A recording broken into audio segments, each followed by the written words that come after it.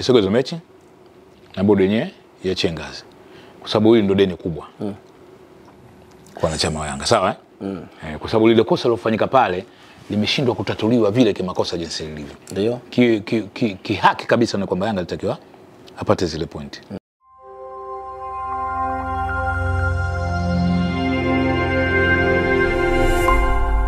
Mtazamaji wa Beka Online TV, leo tumebahatika kukutana na mzee Magoma kuzungumza naye. Tumeona hivi karibuni masaa machache, masaa kadhaa yaliyopita, tumeona uongozi wa Yanga, Arafat Haji, Ali Shabani Kamwe, Ngai, wote wakiwa wameripoti bodi ya ligi tayari kabisa kwa wito na bodi ya ligi. Nini ambacho kinazungumzwa? Lakini mimi hapa nipo na mzee Magoma kuona kwamba ni namna gani kwa hichi ambacho kinaendelea siku ya leo, mzee Magoma, kwamba bodi ya ligi wamechutama mbele yenu Dar es Salaam Young African, klabu kubwa Yanga. Sawa? Yanga klabu kubwa. Ni kwamba lazima upige saluti na mkae chini muyapange. Sio utoke tu unakwenda kuropoka. Ni lazima mpige saluti kwa sababu msimamo wa Yanga ndio iko kama vile. Hatucheze. Sawa bwana? Ukisema msimamo wa Yanga na wewe pia ukiwepo ndani yako mcheze. Mimi siko katika hatucheze. Mimi nasema tunacheza. Umesema msimamo wa Yanga? Msimamo wa Yanga? Kwa baadhi ya wanachama wa Yanga hatuchezi. Lakini kwa baadhi ya wanachama ama akiwepo Magoma tunacheza. Lazima tupeleke timu kamili. Lazima tupeleke timu uwanjani. Na timu mnaipelekaje uwanjani? Imani kwamba inatupa kabisa kwamba pale kwenye uwanja ndio kwenye matokeo kuliko katika meza. Japokuwa kosa limefanyika kwa bodi ya ligi. Hiyo inajulikana moja kwa moja kwa bodi ya ligi imefanya makosa. Lakini tucheze mpira katika sheria zake za mpira. Tucheze mpira tukiwa ndani ya rufaa. Sawa? Huku umekata rufaa, huku unacheza mpira. Serikali ya michezo ndiki ipigwe, huku umekata rufaa. Huku umekata, yani mchezo unakuwa ndani ya rufaa. Tusifanye kama vile Simba. Simba nao wamesema atupeleke timu. Alafu na sisi tunakuja kuiga kwamba hatuchezi. Sasa hii nyimbo inakwenda vipi? Kwa haya si malipo yale ambayo Simba walifanya wakati tunaelekea kwenye mchezo kwamba masaa kadhaa akasema hawachezi na kweli bodi kathibitisha hilo na akasema mchezo umesogezwa mbele. Tunaona sasa hivi sasa unadhani ukiwa kama mdau wa football, shabiki wa Yanga, mwanachama wa Yanga, bodi ya ligi leo kiamua nini nyinyi mnakwenda kupeleka timu? Isogezo mechi na bodi yenyewe iachie ngazi. Kwa sababu hili ndio deni kubwa. Kwa wanachama wa Yanga, sawa kwa sababu lile kosa lilofanyika pale limeshindwa kutatuliwa vile kimakosa jinsi lilivyo. Ndio. Haki kabisa na kwamba Yanga alitakiwa apate zile pointi. Sawa? Lakini unapataje zile pointi? Kupata kwake ni kutokana na bodi kupeleka marefari uwanjani. Sawa? Kukatazwa kwa marefari ina maana tayari pale wamewanyima Yanga ushindi. Kwamba lazima mechi irudiwe. Na Yanga tusiige kwa Simba wamesema kwamba si atuingize timu basi na sisi tunasema hatuchezi. No. Kwa sababu bodi ya ligi tayari inapeleka nani wa marefari uwanjani. Ikishapeleka marefari uwanjani tofauti na sisi ambao marefari walikuwa hawapo. Lazima pointi zichukuliwe 18. Sioni haja Yanga kwenda kushiriki kombe la shirikisho wakati nafasi ya klabu bingwa ipo. Na wanaweza wakaiacha kizembe. Wanaweza wakaiacha kizembe. Sasa nini faida ni nini? Au ni nani ndani ya Yanga alikuwa Simba? Sababu inawezekana kwamba kuna mtu pale ni Simba. Kwa ndani ya Yanga kuna mtu ambaye sasa hivi ni underline ya video. Msimbazi. Underline Barbesh. Sio Msimbazi. Akawa na engineer ili Yanga akose ubingwa. Yaani kwamba kwa mantiki kwamba mechi hiyo ili isichezwe ili Simba apate ubingwa kumchekea. Umeona ile rekodi ambayo Simba alikuwa anaitaka, Yanga alikuwa anaitaka aitimize, naye kachukua mara 4, inakuwa haipo. Yanga kachukua mara 3, Simba kachukua mara 4 mfululizo. Unaona mtu tukakaa anaitengeneza mtu ni mtu tukakaa anaitengeneza kwamba yuko ndani ya Yanga, yuko ndani ya Yanga, sio kama yuko la. Na hili mimi nilikuwa nimezungumzia muda mrefu, ndani ya Yanga kuna Simba, ina kwamba yale matendo ndio Yanga anatakiwa wayachukulie kwamba hapa kweli hapa kuna mdudu hapa. Sasa mdudu ni nani? Na huyo mdudu umeanza kumtaja kitambo sana mzee Magoma. Mdudu ndio mwenye mkia Simba? Si ndio mdudu sasa. Sasa yule alikopo ndani huwezi kumtaja. Nani sasa pale ndani pale? Hiyo chini ya carpet. Sawa? Na wenyewe utamgundua. Chini kapu. Na wenyewe utamgundua wewe. Yaani umekuwa kama usalama fulani. Ndio maana yake. Wenyewe utamgundua. Mdudu watu wanataka kumjua mdudu. Mdudu huwezi kuweka hadharani. Kwa maana yake huyu mdudu ambaye yuko ndani ya Yanga ameshaanza kuwatafuna Yanga mpaka sasa. Anza kuwatafuna. Anaweza akatafuna afu yeye huyo akaondoka. Kashawaachia huko. Kashawaachia zengo lenu basi. Nyewe kumnagombana kwa sababu ili swala kwamba tupeleke timu inaonekana linakuwa kubwa kwa watu fulani. Wamegawanyika Yanga. Wengine wamekaa kimya hawataki kutoa maoni yao lakini wanataka timu icheze. Sio? Sasa likija hili likitokea kweli likawa hivyo. Baada ya wiki mbili, tena hata wiki mbili hazichukui, utakuta Yanga wanageuka tena. Wanakuja kwa rani hao viongozi wao. Utakuja kwa mgogoro pale mkubwa huwezi kuamini.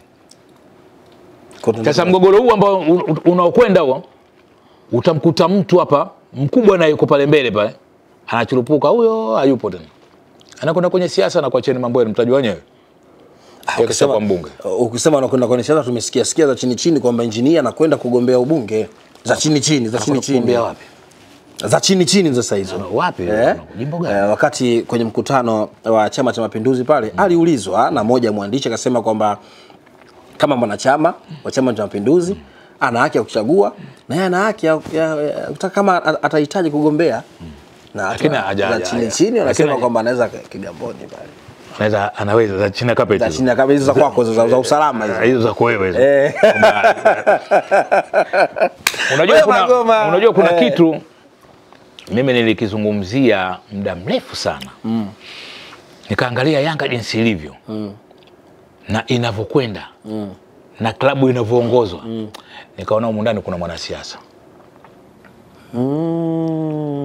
Chelewa.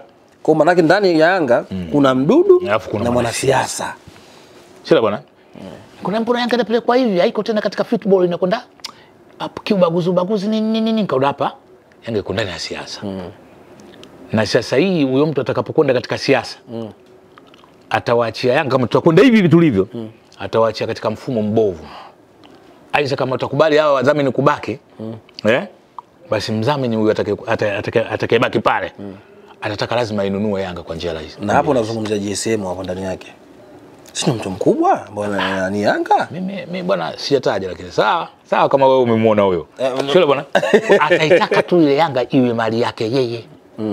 Kwa Yanga inaweza karudi yale ya Manji kwamba nataka nembo tu. Yaani sitaki Yanga, nataka nembo na nembo ndio Yanga. Yanga inakuwa na kwa rogo yake. Sio? Na Yanga inatoa ng'ombe wa maziwa kutokana na robo. Sababu unakamua. Unafanya biashara yako yote unaoitaka kwa upole na kwa utulivu kutokana na rogo yake. Sawa?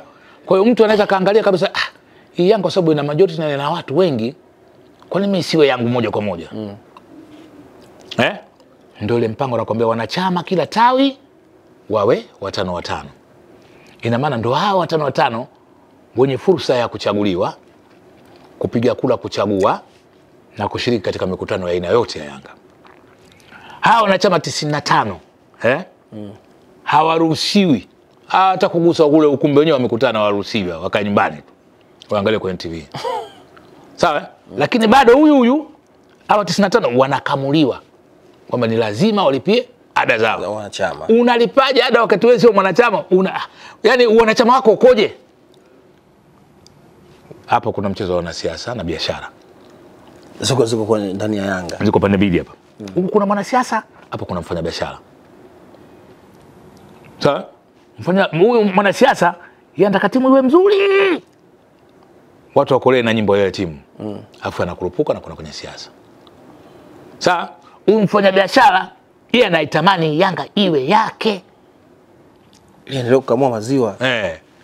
Nitaipata vipi Yanga? Lazima wanachama wawe 5. Hao wametoa kitaka milioni 1 kwa kuwaonga wanatia Yanga, mimi nitatoa. Au milioni 5 mimi nitatoa. Sawa? Kukinunua kikundi cha watu 300 au 200 tofauti na kuwanunua watu milioni 10 ndio. Sielewa?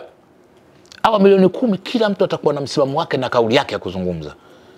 Lakini hawa 2000 3000 wanaweza kawa na kauli moja tu kuzungumza. Ndio, ichukue Yanga baba. Shughuli yako imeisha. Shughuli imeisha. Sasa unatizama anatuuzia Yanga ni nani? Ni watoto wadogo tu hawajui hata historia ya Yanga ilivyo. Sawa? Historia ya Yanga hawajui, na hii imefanyika makusudi kuwaondoa wale wenye Yanga wenyewe wasizungumzie historia ambayo tunaona sasa mpaka hivi sasa inaendelea kutafuna kidogo kidogo, ndio mara mabango ya tuchezi hivyo unakwenda. Kwa mtu katalisha nyimbo utatucheze. Sio mtu ile t-shirt ya tuchezi wewe nyumbani kwako hauna? Mimi siwezi kuchukua t-shirt. Wewe unafikiri mimi hata hiyo jezi ya Yanga yenyewe nimevaa ile ya zamani ile ya kijani na njano yenye papi hapa basi. Ile nyingine sijui inachanganywa blue sijui light nani. Mimi sivaa jezi, sio Yanga ile, nitabaje? Wewe mzee Magoma wewe ni Yanga sio Yanga? Mbona unanichanganya sasa? Mimi ni Yanga. Siwezi kuvaa jezi ya zambarau au yenye rangi ya blue. Ikae kwa jina Yanga, mimi ninavaa ndo Yanga. Mimi Yanga. Lakini Yanga mimi najua kijani, njano na nyeusi. Utaki mpira uendeshwe kisasa? Kisasa ndo unakataa mila yako? Ipo na katiba. Ile katiba unavunja ujue. Ile kuvaa jezi aina nyingine yote. Ni wanachama wenyewe kwa sababu ni mbombombo. Kwa maana yake mpaka hivi sasa Yanga wamevunja katiba. Ni mbombombo tu wanachama. Wanachama wa Yanga ni mbombombo. Baadhi.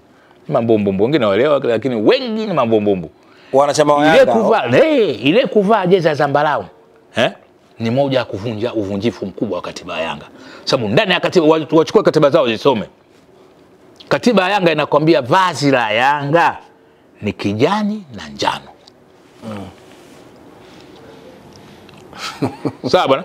Unapovaa rangi ya zambarau, rangi ya blue, siju kaki. Hiyo sio Yanga hiyo. Sio Yanga. Sio vazi la Yanga hilo. Kwa hiyo ukimchukua ukimpeleka mahakamani tu, anakushinda. Anakushinda, sikushinda kwa nini? Sana yeye anasema kwenye katiba. Sasa hili kama wazee wa Yanga mjaliona? Tumeliona, lakini sasa utalizungumzia vipi? Sababu kila mtu anapiga kelele, Yanga anafanya vizuri sasa hivi. Ndio. Inashinda. Kila mtu anapiga nyimbo moja tu. Unaleta sakata langu tuache Yanga yetu bwana. Sasa mimi niwaachie wao Yanga yao wao yani. Mimi niwaachie Yanga yao wao. Sio Yanga yangu ile yangu mimi wamekuta mikononi. Wewe